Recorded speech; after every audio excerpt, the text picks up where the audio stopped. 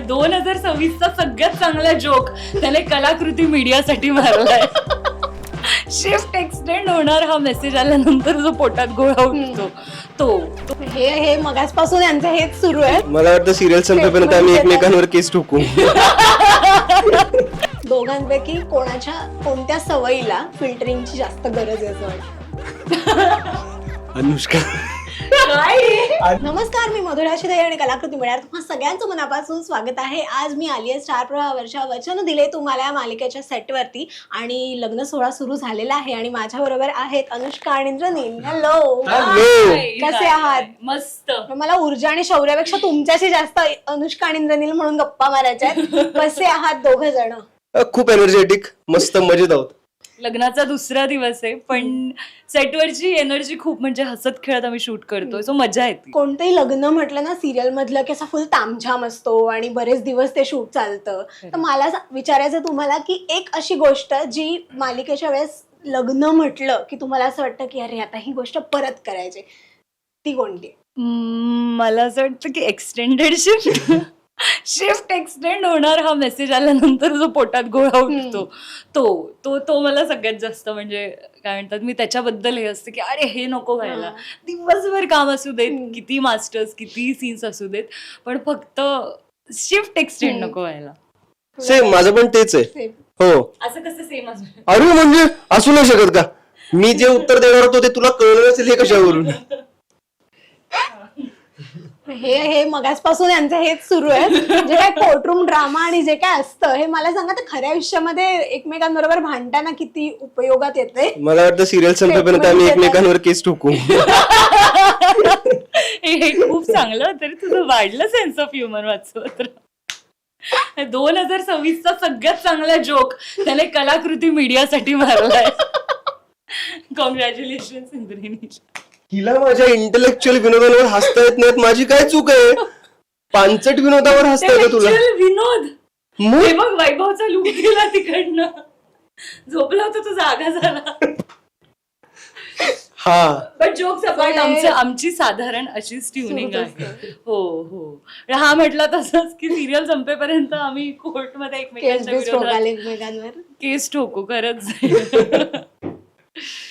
तुमचा जो काय मी आल्यापासून बॉन्ड बघते त्यानंतर मला आता एक छान मस्त रॅपिड फायर घ्यायचंय तुमच्या बरोबर. सो माझ्याकडे काही प्रश्न आहेत. असतोच काय? कुठली एनर्जी? रॅपिड फायरची. तिची एनर्जी मगाचपासून हीच आहे, म्हणजे कॉन्स्टंट आहे ती, कमी जास्त खालीवर काही नाही, कॉन्स्टंट आहे. एवढं शूट होऊन कुठून येते ही एनर्जी? ओके, मला सांगा की दोघांमध्ये शूटच्या वेळेस इन बिटवीन शूट आज काहीतरी खुळं होणार आहे सेटवर, ही अशी वाईब कोणाकडून येते दोघांपैकी?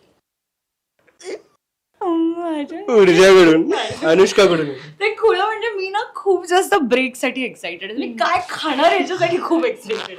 तिला आय गेस हे सगळ्यांनाच, म्हणजे आमचे डिरेक्टर, आमचे क्रिएटर, आमचे ईपी, आम्ही दोघं, आमचं एक असं खाण्याबद्दल एक वेगळंच आहे. हा, म्हणजे मला असं ते काय म्हणतात, खूप फॅसिनेट करतं की आज मी काय खाणार. तिने समज 9 वाजता ब्रेकफास्ट केला असेल तर 9:05 तिचं ठरलेलं असतं मी 11 वाजता काय खाणार. 2 सीनच्या मध्ये जाऊन मी काय खाणार हे पण माझं ठरलेलं असतं. दोघांपैकी सेटवरती एक नॉनस्टॉप कॉमेंट्री कोणाची सुरू असते? इंद्रनील.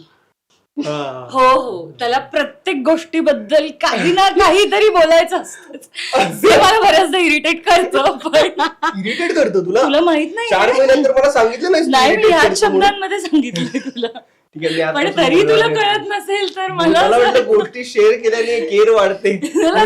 काहीतरी झालं तर ते असं प्रत्येक गोष्टीवर कमेंट्री करायची. दोघांपैकी फेक कंट्रोलर कोण आहे? म्हणजे समोर काहीतरी घडतंय आणि खूप हसायला येत आहे पण तुम्ही ते खूप कंट्रोल करताय आणि मनातल्या मध्ये तुमचं की लॉल काय चालू आहे? नाही, आम्हा दोघांना पण नाही माझ्या मते. नाही, दोघांना नाही, मी नाही करत रे. पण असं होतं बऱ्याचदा, हे म्हणण्यापेक्षा की खूप दिवसांनंतर जेव्हा आमचा सीन लागतो सोबत, आता मध्ये खूप विरह झाला होता दोघांमध्ये आणि खूप दिवसांनंतर म्हणजे 4 दिवसांनंतर आम्ही एकमेकांसोबत शूट करत होतो आणि त्याच्यानंतर पहिलाच टेक आणि आमचा लूप लागला. हा आला समोर, एक तर शौर्य असा धाडकन येतो आणि ऊर्जा त्याच्या समोर असते, आला समोर आणि आम्ही दोघंही हसायला लागलो. बरं हसायला लागलो, 4था टेक झाला, 6वा टेक झाला, संपेच ना. म्हणजे आणि तो सीन रडण्याचा होता ऍक्च्युली, पण आम्ही हसत होतो भयंकर. सो आय गेस तेव्हा आम्हाला फेक कंट्रोलिंग करावी लागते. आणि त्यावेळेला आमची एक ट्रिक अशी आहे, जी ट्रिक आहे ती अशी आहे की आम्ही एकमेकांसोबत आय कॉन्टॅक्ट करतो. सो जर इन केस टेक मध्ये हा जर माझ्या कपाळाकडे बघत असेल तर मला कळतं की याला हसू येते. सो येस, ती ट्रिक आम्ही तेव्हाच इनोव्हेट केली. दोघांपैकी एक जण की बिंदास बोलतो यार हा किंवा ही, पण माती पण खाते ऍट द सेम टाइम, असं कोण आहे? बिंदास मी बोलतो पण माती खाते. इंद्रनील, जोक याचं राईट आन्सर मला वाटतं आपल्या सगळ्यांना माहितीये गाईज, प्रेक्षकांनाही कदाचित माहितीये की बिंदास कोण बोलतं आणि माती कोण खात. हो ऍक्च्युली आम्ही दोघंही, मला वाटतं दोघंही बिंदास बोलतो आणि माती खातो. माती तसं प्रत्येक जणच खातो म्हणजे आयुष्यामध्ये. की एखादी गोष्ट नसेल बोलायची, बाबा ह्या व्यक्तीसमोर नाही बोलायचंय, तर नेमकं तिथेच मी हो, कारण मी खूप अनअपोलॉजेटिकली सगळं बोलून टाकते. त्याचा मला माहित नाही त्रास होतो का नाही, पण आय थिंक जे लोक मला खरंच ओळखतात त्यांना माहिती की मी अशी. मला तर भीती वाटते बोलायला नंतर. हो. दोघांपैकी कोणत्या सवयीला फिल्टरिंगची जास्त गरज आहे असं वाटतं? अनुष्काच्या कोणत्या सवयीला फिल्टरिंगची गरज आहे याचा मी विचार करतोय, असं माझं वाक्य होतं. गोष्टींना जाऊ दे, एकच सांगायची. फिल्टरिंगची काही फोटोजला फिल्टर्स नको लावू याची जास्त गरज आहे इंद्रनीलला. इंस्टाग्रामच्या तुझ्या काही फोटो मी सांगतो ना, मला कळलंय कुठल्या गोष्टीला फिल्टर लावण्याची गरज आहे ते. ही आता आम्ही फोटो टाकतो ना इंस्टाग्रामवर, तर मी एक खूप विचार करून, दिवस रात्र विचार करून एक गाणं घेऊन आलेलो असतो की आपण हे गाणं टाकू, आपण हा फोटो टाकू, आणि जे फोटो मी सिलेक्ट केलेले असतात ते हिला आवडलेलेच नसतात. आणि जे फोटोज हा सिलेक्ट करतो ते मला आवडलेले नसतात. म्हणजे फोटो मध्ये मी अशी बघते आणि हा तो पोस्ट करायचं म्हणतो. कॅमेऱ्याच्या मागे जास्त ड्रामा कोण करतं दोघांपैकी? ड्रामा क्वीन किंवा ड्रामा क्वीन कोण आहे? ड्रामा क्वीन मी नसेल. क्वीन तू? ड्रामा क्वीन नाही, आय गेस आम्ही दोघंही. हो, नाही मान्य म्हणजे तू पण करतो, तुला मान्य आहे. एक असं आतापर्यंतचा कोणता सीन जो तुम्हाला वाटलं की हा अनस्क्रिप्टेड वाटतोय करताना? अनस्क्रिप्टेड वाटतोय करताना तो घागरीचा, असं मला वाटतंय. पहिल्यांदा जेव्हा चाळीत येतो आणि पाणी बादल्या वगैरे उचलतो आणि सगळं पाणी सांडतो तुझ्या अंगावर, ते आलं ना. पण ऍक्च्युली ते अनस्क्रिप्टेड वाटत होतं, पण करताना it was very fun.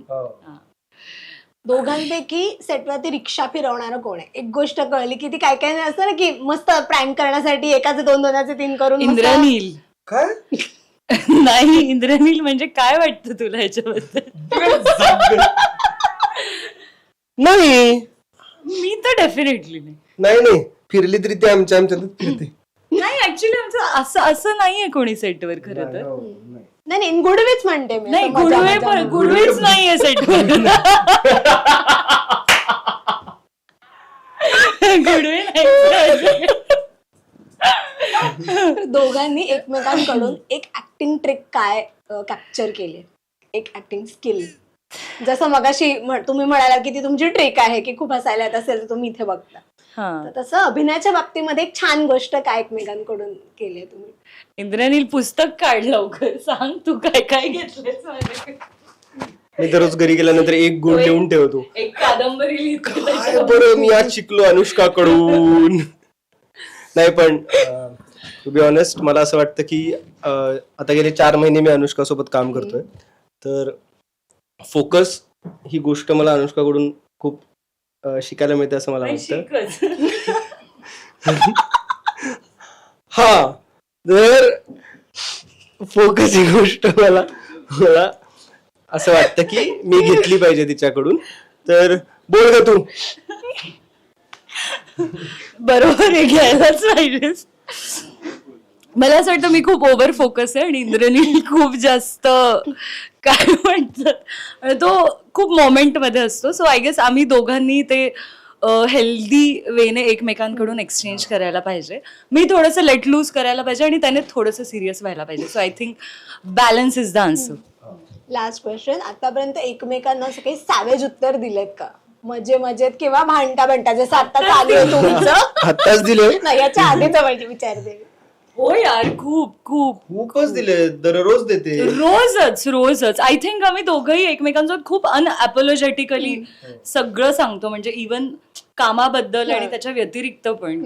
Joke थुकरट होता आणि असं अगदी हे तर आहेच, पण इवन कामाबद्दल पण खूप अनअपोलॉजेटिकली की हे तू खूप वाईट केलंस, हे नको करूस, किंवा कुठली सवय पण नाही आवडली तरी खूप अनफिल्टरपणे आणि खूप मला असं वाटतं की खूप हेल्दी वेने ते आम्ही रिसीव्ह पण करतो.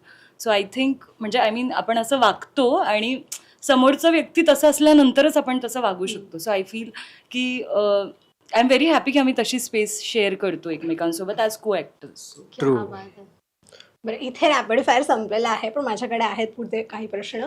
सो मला सांगा की ना, फिल्म किंवा सिरियल्स म्हटलं, आय नो की यांना थोडी माहिती, तुम्हाला थोडीशी घाई आहे, 5 मिनिटात आपण संपूया. सिरियल्स किंवा फिल्म्समध्ये ना काही अशा गोष्टी दाखवतात ज्या अशा खूप छान रोमॅन्टिक किंवा काहीतरी पार्टनर एकमेकांसाठी करतोय असं दाखवतात आणि लोकांना ते बघताना असं नेहमी वाटतं की हे माझ्या आयुष्यात पण व्हायला हवं. पण अपार्ट फ्रॉम आर्टिस्ट, खऱ्या आयुष्यामध्ये इंद्रनील आणि अनुष्का म्हणून तुम्हाला काय वाटतं, एक सिनेमामधली किंवा मालिकांमधली एक गोष्ट जी तुम्हाला खऱ्या आयुष्यामध्ये अनुभवायला आवडेल किंवा तुमच्या पार्टनरसाठी करायला आवडेल? फॉर एक्झाम्पल, फॅनवरती गुलाबाच्या पाकळ्या टाकतात, हे फक्त सिरियलमध्येच होऊ शकतं, किंवा काही छान छान गोष्टी पण असतात की ज्या फिल्म्समध्येच दाखवतात. तर तुम्हाला असं काय वाटतं, एक ती मुवमेंट जी तुम्हाला जगायचे? जसं मला एक असा कुठला पर्टिक्युलर सिनेमा किंवा सिरियल असं नाही, पण सिनेमामध्ये आणि सिरियलमध्ये असं दाखवलं जातं की आपण रिलेशनशिपमध्ये खूप सॅक्रिफाईस करतो आणि खूप